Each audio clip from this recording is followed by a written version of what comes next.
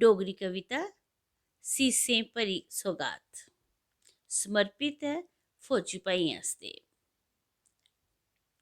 दस दस सियाचिन कि'यां रौह्ना, बर्फ बछैने कि'यां सोना। तुगी ते लगदी ठंड बड़ी ही, न्हांदे पांदा डंड बड़ी ही।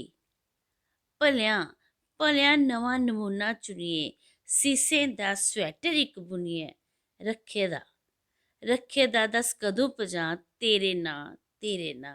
दस फौजिया केह्ड़ी थां सीसें भरी सौगात पजां तेरे नां। जहाज डोआरन जिसले जन्ना, चेता रक्खेआं अपना बन्ना। बैरी बैठा रौंह्दा ई ताक, नेईं ओह्दा इरादा पाक। करी चलाकी घेरी नी लै, धोखे नै पर मेरी नी लै। सीसें दी उत छोट करां तेरे नां।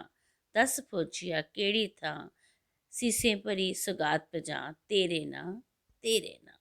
तैंथियां पुछदी तेरी भैन, बड़ा हिरख तुगी करै छदैन। तेरे नां दा राड़ा रांदी, बिच्च स्हेलियें तुगी सरांदी।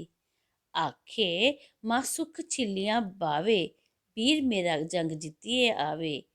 देवी गी अ'ऊं भेंट चढ़ां तेरे नां। दस फौजिया केह्ड़ी थां सीसें भरी सौगात पजां तेरे नां।